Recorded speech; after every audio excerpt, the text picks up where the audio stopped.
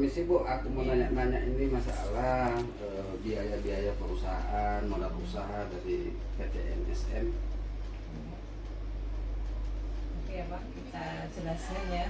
Ya. Kalau PT NSM ini kan termasuk PMA ya. Iya. PMA jadinya perusahaan asing, tetapi ya, untuk pembebanan biaya kan, biaya itu berasal dari investor. Investor kita kan dari PMA ini. Ada beberapa personilnya ya, pemegang sahamnya. Iya. Nah kemudian kan diolah menjadi itu dua, dari seri, kemudian dari penanaman. Setelah tanam kita rawat, setelah dirawat pun kita akan masuk ke produksi. Nah produksi itu kan diolah semua, buah masuk kita olah di dalam pabrik sendiri. Jadi pabrik sendiri itulah yang ditangani oleh MKS ya. Nah di situ kemudian kan akan menghasilkan produk ini. Produknya ini kan berupa CPO sama kernel, ya kan.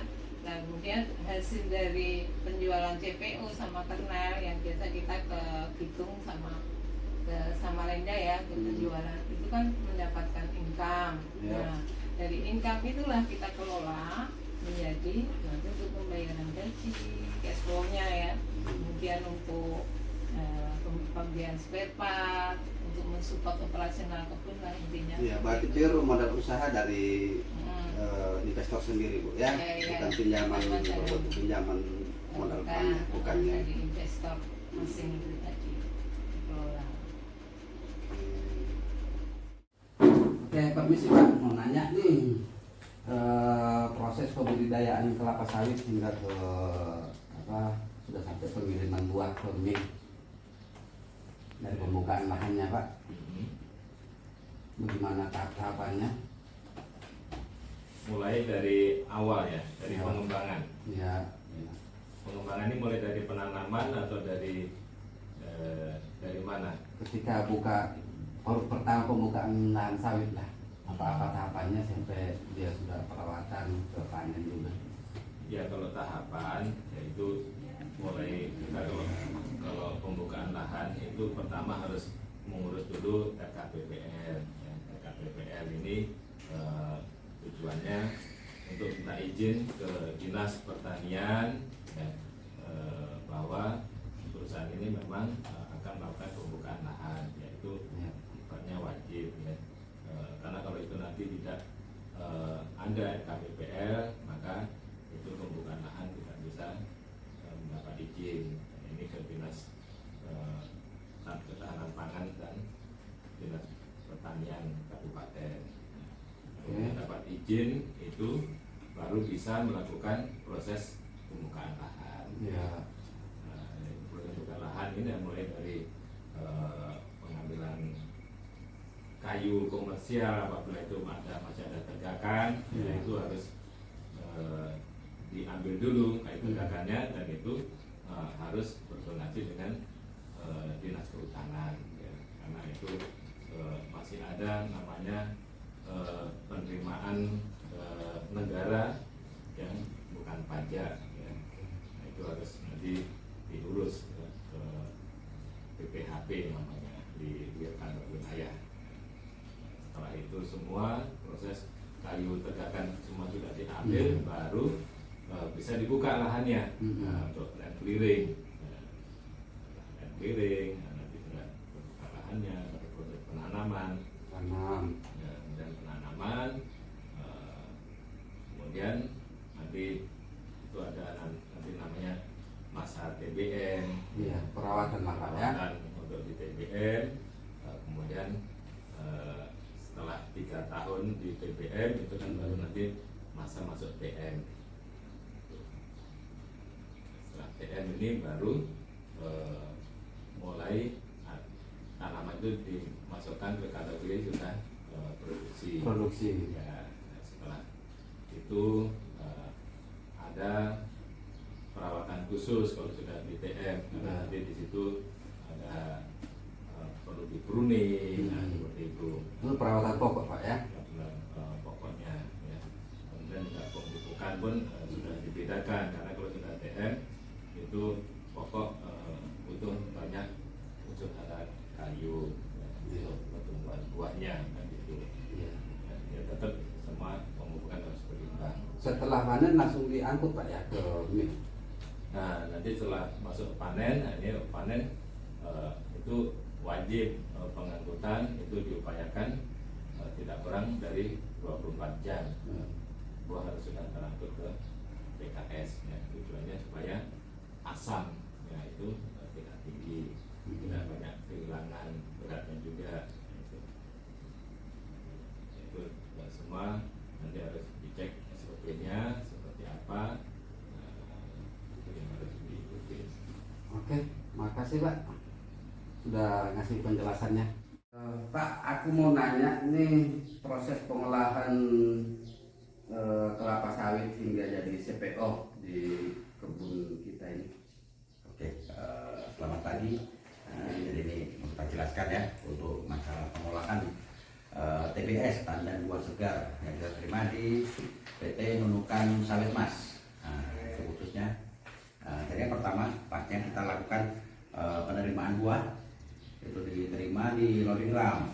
Itu kita lakukan yang namanya grading ya, untuk menentukan kualitas buah.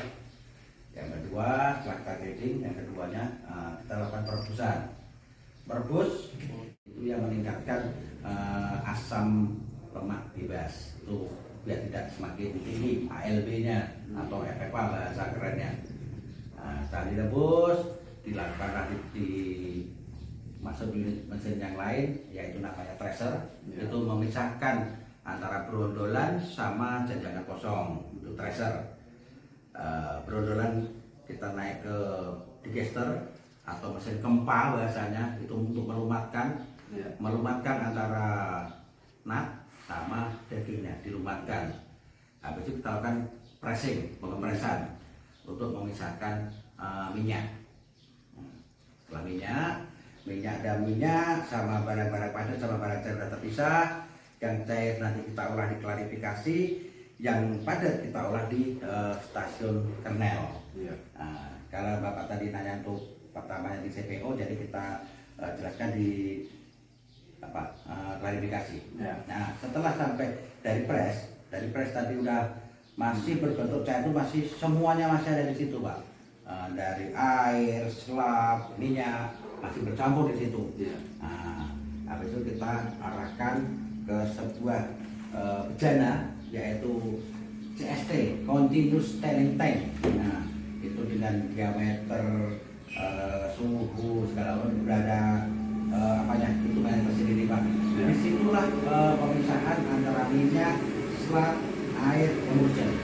Nah, waktu yang dibutuhkan dari pertama kali masuk sampai bisa muncul itu minyak pecah ya. Itu 4 sampai 7 jam retensi ya, itu namanya retensi minyak pecah itu bisa terpisah antara air, minyak, selap, emulsion. Nah itu membutuhkan waktu 4 sampai 7 jam di suhu minimal 85 sampai 92 derajat. Itu sudah terpisah sama minyak yang akan jadi CPO. Nah, itulah mulai pemecahan di situ. Karena dapat suhu dia 85 sampai 92 derajat dia pecah. Dari awal tadi masih berbentuk butiran-butiran, masih gabung semua.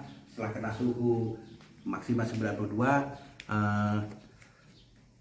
setelah 92 itu pecah minyak dia naik karena dengan berat jenis Pak ya. Itu menggunakan sistem rumus berat jenis. Jadi yang lebih ringan itu naik, minyak kan lebih ringan. Berat jenisnya ringan naik, itu nanti yang berat itu selap, air itu di bawah. Itu pemisahan. Habis itu setelah terbentuk minyak itu kita skimming atau kita pisahkan, kita tarik ke yang namanya oil tank. Nah, oil tank itu ada tiga tingkatan oil tank. Oil tank pertama, oil tank kedua, oil tank ketiga. Nah itu berdasar berat jenis juga.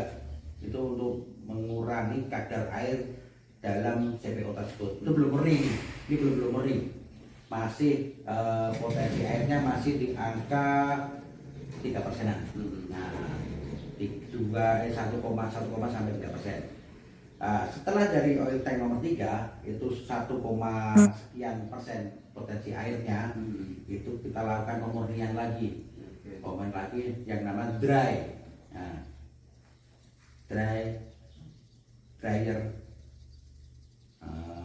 oil dryer, oil dryer.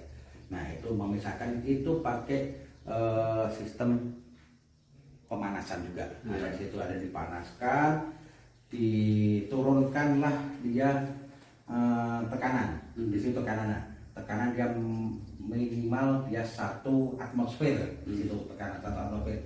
Jadi mana benda-benda yang berat itu dia jatuh, yang ringan dia dihisap. Pengapitan di situ Pak, nama dipekabutkan. Maka berat jenis dibedakan lagi dengan diturunkannya tekan sedemikian rupa minus 1 atmosfer. Minus dia di situ. Nah itulah air partikel yang berat dihisap, air kan lebih berat, itu dihisap pakai vacuum dryer namanya. Divakum di situ, muncul dari situ itu udah minyak murni Pak.